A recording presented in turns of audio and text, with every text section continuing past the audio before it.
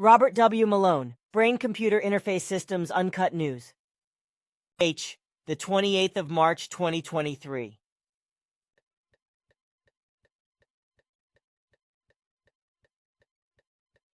Alexandru Shutterstock. The future is here. As many know, I have written and spoken extensively about the dangers of transhumanism, also referred to by the military as human augmentation or human enhancement. One of my recent essays was entitled Physicals, Virtuals, Machines, and Overlords.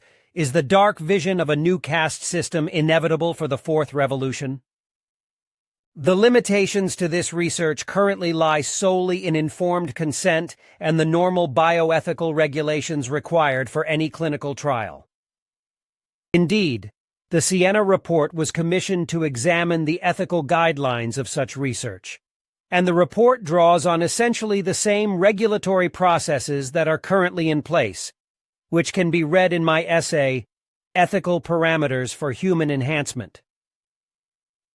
The fact is that despite the clinical trials already in place, these rapidly developing technologies fall under the old adage, just because you can do something doesn't mean you should.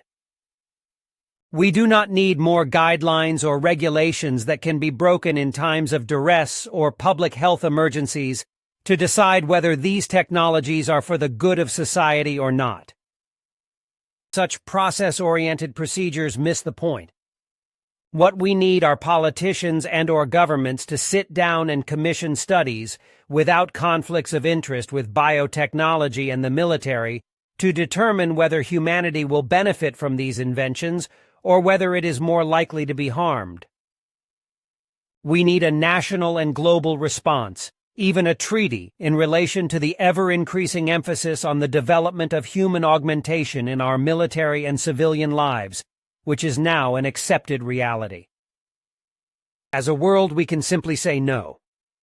The world has rejected many technologies as too dangerous or morally wrong. Humanity has a choice to make. Let us make that choice. Let us ban human augmentation or at least put restrictions on these technologies. Real guidelines that weigh the benefits and risks to humanity. I'll bet you anything that a real assessment would nip much of this research in the bud. Just think of all the decisions the world has made because something is ethical.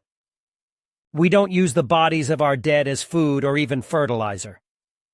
We generally don't allow incest. We do not allow murder, human sacrifice, or human beings used as involuntary organ transplants. The list goes on and on. Even technologies have been banned because they were deemed morally or environmentally questionable. In the U.S., new dams on major rivers to generate hydroelectricity are almost never approved. We do not allow mustard gas to be used in war. Offensive biowarfare is not allowed. We have nuclear agreements. Human civilizations have shown they can say no. Likewise, many technologies have proven too dangerous. At least for now, our cars must not be powered by nuclear fission.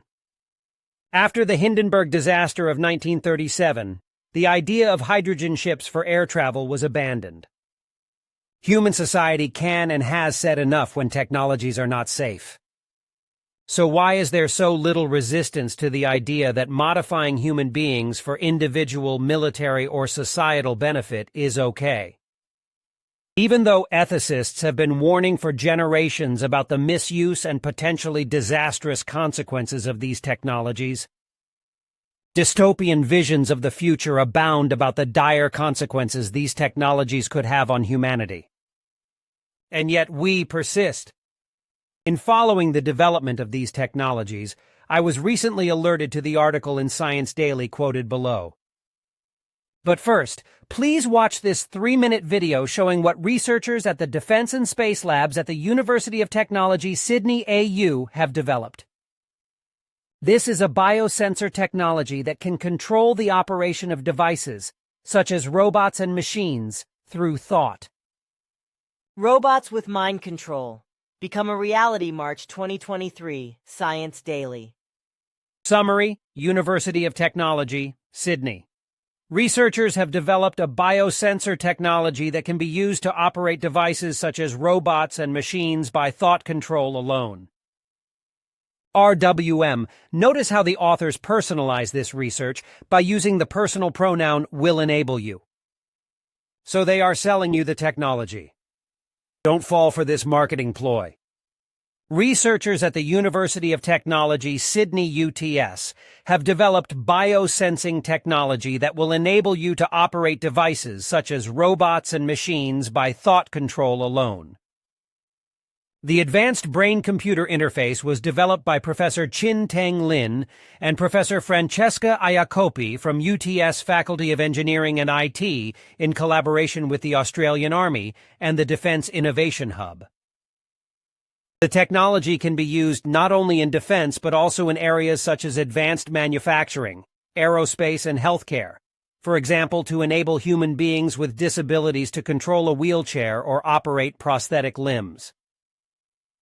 Hands-free, voice-activated technology also works outside of laboratories anytime, anywhere. It might eliminate the need for interfaces such as consoles, keyboards, touchscreens, and hand gesture recognition, said Professor Jacopi. By using advanced graphene materials in combination with silicon, we were able to overcome the problems of corrosion, durability, and skin contact resistance to develop the wearable dry sensors, she said.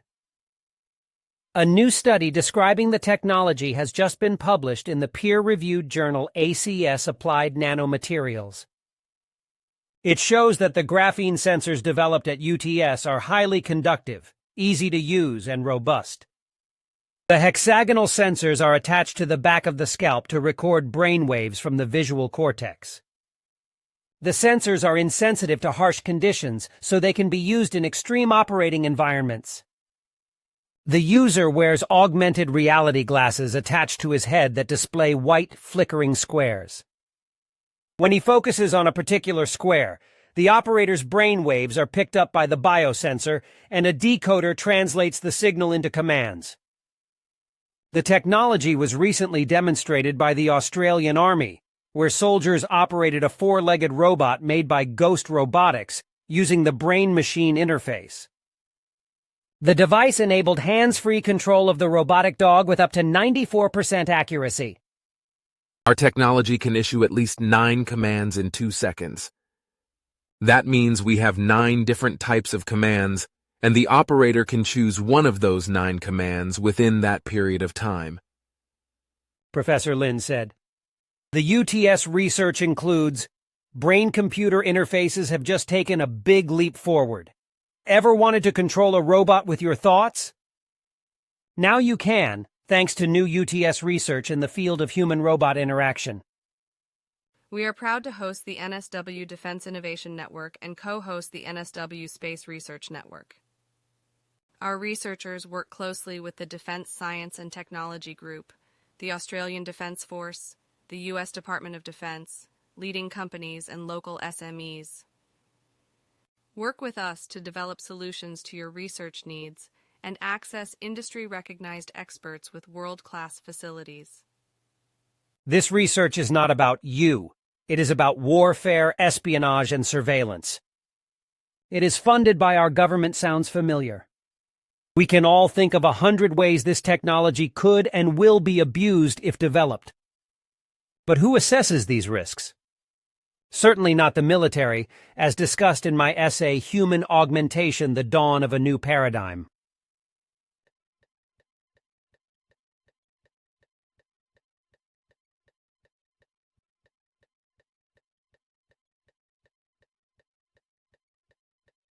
The unclassified report by the UK Ministry of Defence in collaboration with the German Office of Defence Planning discusses the ethics of human augmentation national interest.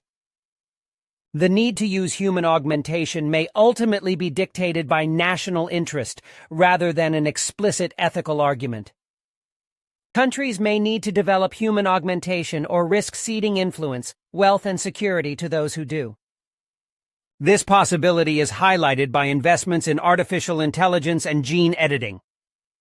Some countries are investing heavily in private companies in the field of artificial intelligence and expect to invest $1 trillion annually by 2030. In a similar manner, huge resources are being invested in gene editing by countries whose citizens are more open to this technology. Countries that invest in artificial intelligence and gene manipulation now are likely to reap significant gains. Public opinion, especially in democracies, will have a great influence on a country's willingness to engage in human augmentation, but neither public opinion nor ethicists are likely to decide the future of human augmentation. Rather, governments will decide based on their national interests in prosperity, security, and safety. The need to use human augmentation may ultimately be dictated by national interests. Countries may need to develop and deploy human augmentation, or risk ceding influence, prosperity, and security to those who do. National regulations that dictate the pace and scope of scientific research reflect societal views, especially in democracies that are more sensitive to public opinion. However, the future of human augmentation should not be decided by ethicists or public opinion, although both will be important voices.